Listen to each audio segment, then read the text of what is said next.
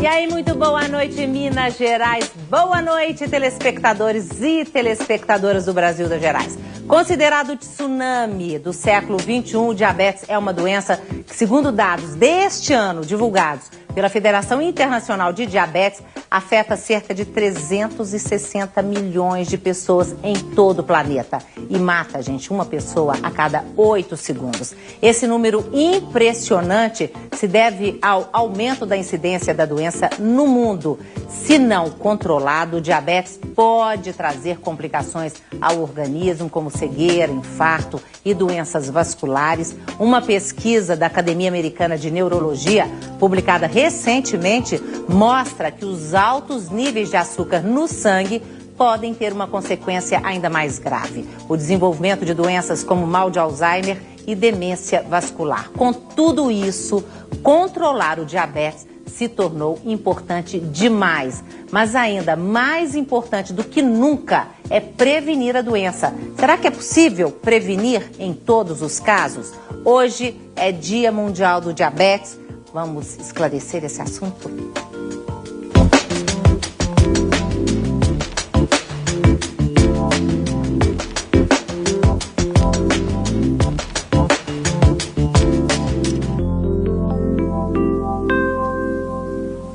Então, se você tem algo a dizer, quer comentar, os nossos canais pela internet estão à sua disposição, começando com brgerais@redminas.mg.gov.br, no meu blog robertazampetti.com.br ou pelo Twitter, twitter.com/brgerais. Olha só, gente, nós fomos para a rua para perguntar para as pessoas, será que elas sabem como é a prevenção do diabetes?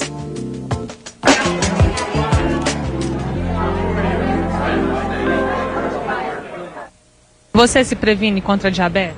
Ontem mesmo passei o dia no hospital olhando meu estado geral, tá tudo bem, graças a Deus. Mas o que você faz no seu dia a dia para se prevenir contra diabetes? Bom, até então não tinha feito muita coisa não, mas eu sempre evitava assim, muito doce, muita coisa gordurosa e tal. Mas graças a Deus eu tô ótima. Acho que não. Você sabe o que você tem que fazer para se prevenir? Com certeza, alimentação balanceada, né? Prática de exercício físico, uma consulta periódica, né, ao médico. Por que você acha, então, que você não se previne? Porque hoje em dia a nossa vida é bem corrida, né? A gente come muita porcaria, não tem tempo da prática do exercício. Poucas vezes a gente vai ao médico, né? Então realmente é complicado se prevenir desse jeito. Como doce, não como assim comida pesada.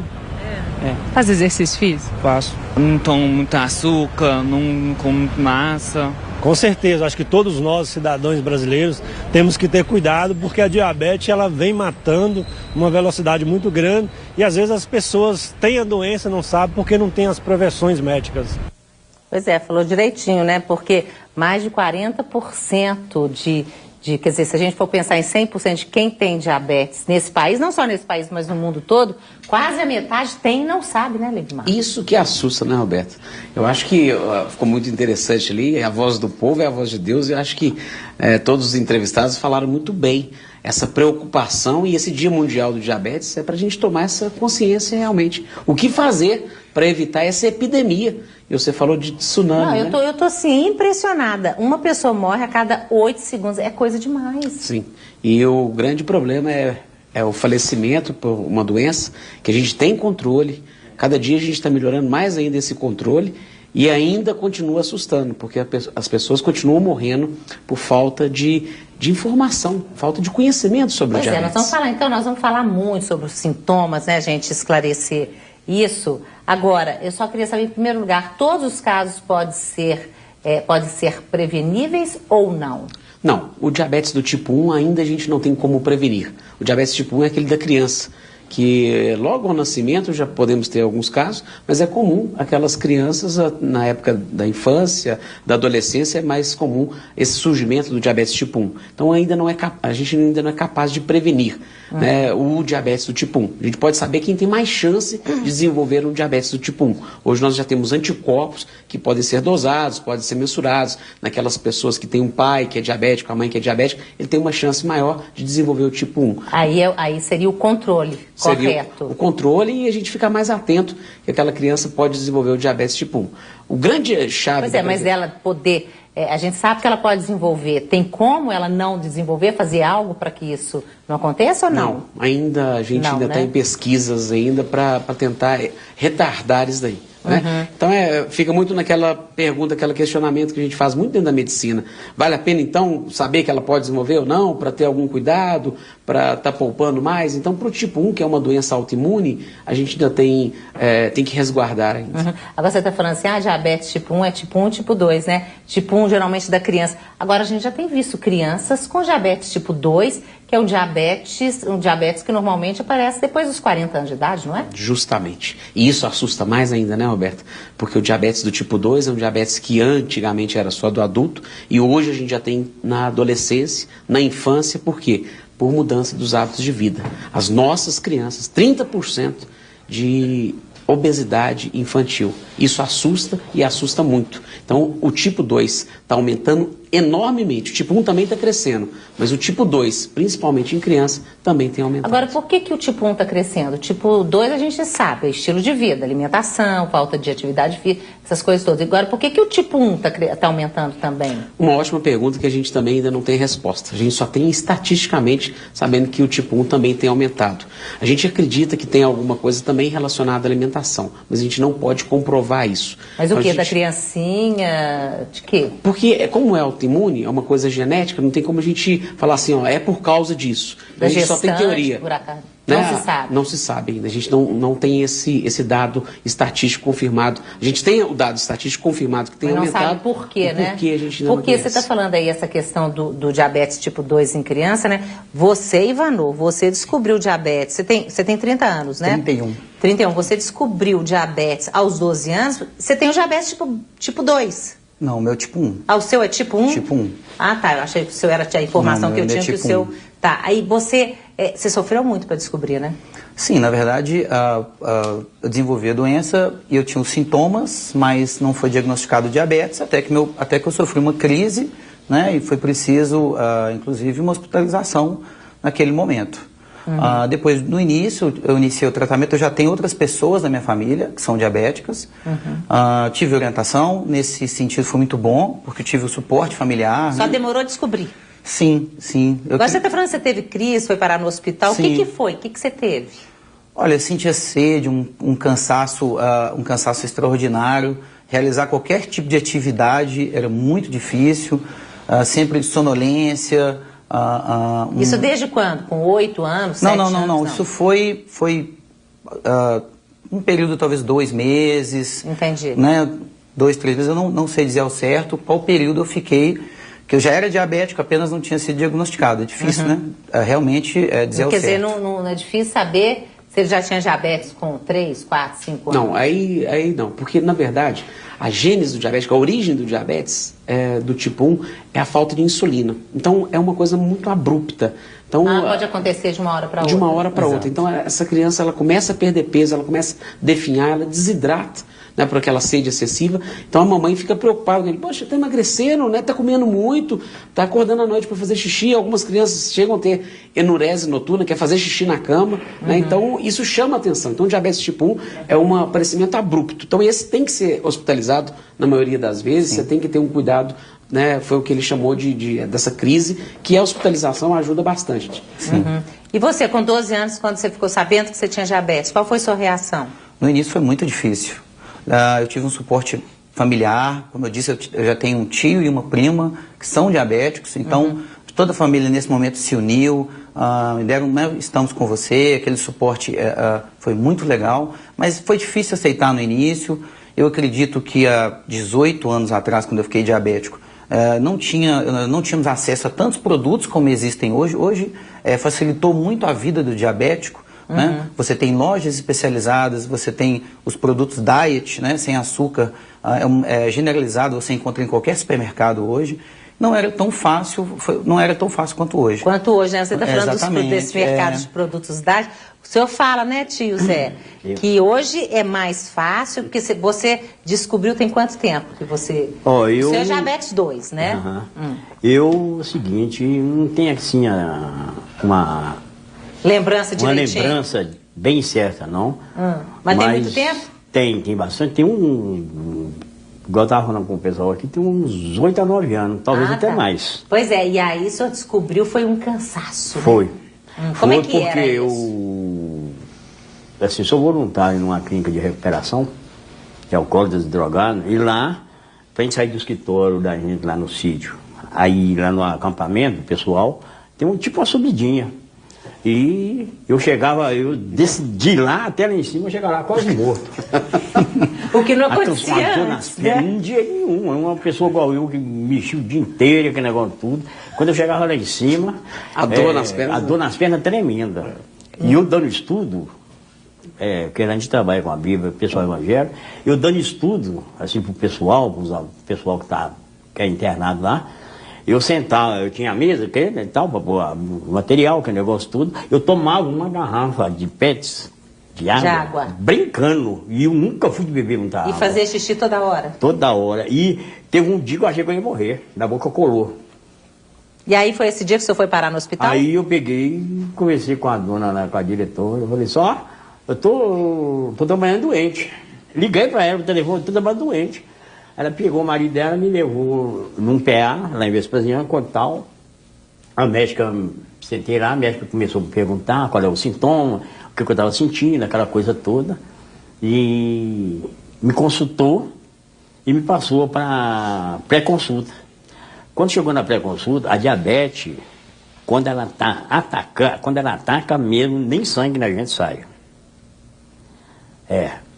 Me levou para pré-consulta e lá... Você falou que o sangue não sai, O aparelhinho para furar, né? A moça olhou, né, tal lá, e o sintoma, aquele negócio tudo, e pegou meu dedo para furar com aquela agulhinha, para tirar uma gota de sangue para ver.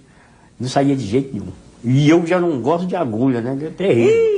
E ela furou meu dedo. Depois vocês vão ver a história da agulha, viu, gente? Ela furou meu dedo várias vezes para conseguir uma gotinha. Peraí, então vamos saber do doutor, pode acontecer isso mesmo? A sintomatologia dele é muito rica, né? Então, quando a gente ilustra, né, o diabetes tipo 1 e o tipo 2, a gente percebe justamente isso. O tipo 1, o diagnóstico é abrupto. E ele pode ter passado 8 a 12 anos já com diabetes, mas sem perceber que é diabetes. Aqui, a pessoa pode ter diabetes, por isso é que... E eu creio nisso pelo seguinte, minha família tem diabetes, que não são brincadeira. Minha mãe teve diabetes, minhas tias todas, eu tenho uma irmã que tem. Pois é, você está falando isso, pode ser hereditária, Essa diabetes tipo 2, ela tem uma história familiar rica. Então, a gente vê que essa cintura abdominal, que é proeminente mais no diabetes tipo 2, não necessariamente eu preciso ter todos os diabéticos com aumento do peso, mas 90% dos diabetes tipo 2 tem aumento do peso. E tem essa característica de hereditariedade. Então, às vezes, pula a geração, o avô, o bisavô, né? Mas não é só o fator genético. É o fator genético mais o fator ambiental. Então, a alimentação ruim, a falta de exercícios físicos, né? E ele começa a sentir isso. Eu ia perguntar para ele, né, se puder, se nessa época ele lembra se a visão dele também ficou muito borrada. Não, minha visão até que não tive muito problema, não. Porque uma das queixas também é essa. Na hora que o senhor falou da perna, né? A perna fica pesada, a vista fica embaralhada, que são sintomas... Mas minhas vistas, né, eu não tive problema nas vistas. Hoje eu estou tendo um problema nessa aqui, mas a minha diabetes ela é bem controlada. Que bom. Não é aquela coisa... Então, acabou de contar um assunto, quando a menina conseguiu a gotinha de sangue, minha glicemia estava em 481. Epa, o normal até quando, hein? Normal em jejum até 99. 2 horas após a refeição, que ele devia estar no estado que a gente chama estado pós-prandial, ela tem que chegar até 140. Então, na hora que a gente está fazendo esses testes na rua, às vezes as pessoas assustam. Mas eu escutei o doutor Levimar falando lá na Rede Minas que era até 140. Mas ali a gente não tem 2 horas. Então, até 140 é normal. De 140 a 200, a gente chama de intolerante à glicose. Nossa, dele então com 400? 400 é diabetes. Então, acima de 200 já é diagnóstico de diabetes. Um valor, qualquer hora do dia, maior do que 200, é diagnóstico de diabetes. Ok, daqui a pouquinho você continua, tio Zé, contando o seu caso. Mas olha aqui, você falou que ele pode ter tido diabetes já 8 anos antes e não sabia.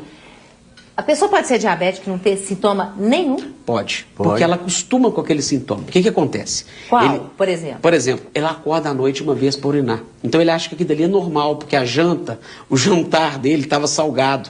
Ele começa a ter aquele incômodo na perna, mas ele acha que aquele incômodo na perna é porque ele está muito cansado, porque ele estava subindo e descendo a ladeira o tempo todo, que ele está sem preparo. Né? Ele começa a ter ele acomoda com essa visão ruim e ele não percebe que a visão dele está ruim. Um cansaço frequente, né? Bebendo água. Eu estou urinando muito, por isso que eu estou bebendo água. Então ele acostuma com esses sintomas. Sempre questionando, né? Porque está cansado do trabalho, a relação sexual não está tão boa, então pode já ser uma alteração do diabetes. Cãibras nas pernas, ele acha que pode ser falta de potássio ou porque não está fazendo exercício. Então isso tudo pode ser sintoma do diabetes. Então, hipertensão, aumento do colesterol, mulheres que já tiveram crianças com mais de 4 quilos, tem que ficar mais atento. E mulher tem mais diabetes que homem, né? Uma incidência um pouquinho maior, tá? Vou te contar, né, Débora? E você, Débora? Porque a Débora hoje ela é nutricionista, mas depois vai contar da sua profissão, do seu trabalho e tudo mais. Mas você também é diabética, né? Também sou. E sou. o seu é o tipo 1? Tipo 1. Descobriu que você tinha quantos anos, Débora? Eu tinha 13 anos. E também foi do mesmo jeito, né, que o Edivaldo, né? Ivanor. Na verdade eu tive, né, todos os sintomas. Geralmente esses sintomas ele começa um pouco antes mesmo, né?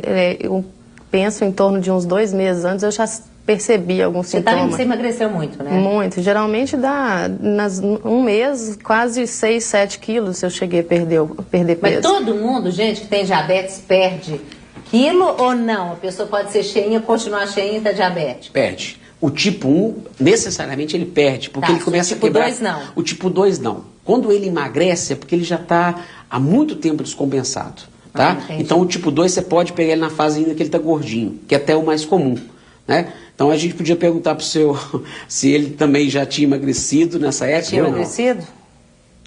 Não, o meu peso, assim, geralmente, ele era bem normal. Eu pesava... não estourar 60 quilos. Então, tá continuou, né? A gente tem aqui, então, 2 exemplos. Não é o mais comum, né? Aqui nós estamos com 2 diabéticos tipo 1 e um tipo 2. Mas, normalmente, quando você faz esse diagnóstico que levou muito tempo, esse paciente já pode estar começando a emagrecer. Então, emagreceu sem saber por quê, pensar em diabetes também. Todo mundo fica pensando em câncer, né? Porque... Todo mundo que eu conheço, magrelo, não, tá com medo de estar com câncer. Nós só temos 2 doenças na endocrinologia que a pessoa come muito. E é um sintoma que também nós não falamos. Aumenta o apetite vorazmente. É? A pessoa começa a comer muito. E ela começa a comer muito e emagrece. Né? Quando a gente está falando isso em sala... Aí tá errado. Aí tá errado. Né? Porque o câncer, errado. quando você emagrece, você perdeu o apetite. Então nós temos 2 doenças só na endocrinologia que a pessoa come muito e emagrece. É diabetes? É diabetes mellitus, né? O tipo 1 principalmente, né? E o hipertiroidismo. É uma doença da tiroide que você produz muito hormônio tiroidiano, você começa a emagrecer, come muito e emagrece. Agora, acaba de contar, Débora, nós cortamos ela, gente. Não, pois é. Então... Aí você tinha 13 anos. Isso, tive 13 anos. Aí fazia muito, urinava muito, fazia muito xixi e tudo mais, né? E como não é comum, não tinha caso na família de diabetes. Não tem caso na família de diabetes, então os pais não pensam em diabetes, né? Mas quando vê que a criança está emagrecendo, está alimentando, mas está acordando várias vezes para ir no banheiro e está bebendo água absurdamente, não é uma sede normal, né? É uma sede muito exagerada. Então, aí os pais começam a procurar o médico, né? E é muito comum, às vezes, não ser o médico, não perceber os sintomas clássicos e achar, às vezes, que é um tipo de anorexia, principalmente em mulheres, para emagrecer. Com você teve isso, né? Aconteceu isso. Que podia ser anorexia. Isso, aconteceu. Então, assim, um dia depois, eu internei com pré-coma. Então, tinha a complicação aguda, que é a cetoacidose diabética, né? O que você sentiu? Aí é uma fraqueza muito grande, ficar de 10 em 10 minutos indo no banheiro mesmo, não dorme a noite inteira, bebendo água. E, na verdade, a olhos vistos, a pessoa fica cadavérica, né? Isso, palavras dos meus pais, né? Porque a gente mesmo não se percebe tanto, né? Olho encovado, né? Então aparece, né, esse osso zigomático muito prominente, né? Então, eu fui ao médico e o pediatra já falou, já tô com todos os sintomas de diabetes. Então, na hora que esse médico me viu nesse estado agudo, já não consegue nem alimentar muito mais. Tentei tomar um suco de laranja e acontece até vômito, né? Então, cetoacidose diabética acontece esse tipo de coisa. Isso aqui, na hora que a gente falou que tem muita fome, né? Nesse episódio, na hora que está para o coma, né? Aí ela já perde o apetite, não tem como alimentar mais. Porque você tem alteração do potássio, você tem alteração do sódio e uma desidratação incrível. O tratamento ou você coloca esse paciente no CTI mesmo, né? E coloca soro nos 2 braços e abre esse soro. Porque o mais importante agora não é a insulina só não, que ele está sem insulina. É o quê? É a hidratação, que é uma emergência endocrinológica. Então tem que hidratar bem mesmo. E não adianta ficar dando água por via oral. Porque tudo que vier vai voltar. Às vezes até com náuseas e com vômitos, né? Nossa, deve ter sofrido, hein?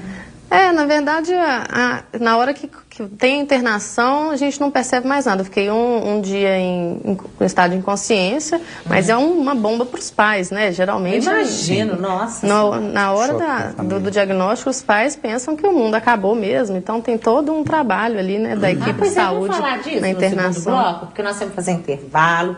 Daqui a pouquinho a gente volta. Os nossos contatos pela internet estão aí à sua disposição. Se quiser falar com a gente, ó. Não, telefone hoje não. Só lá pela internet, tá? A gente volta daqui a pouquinho. Até já.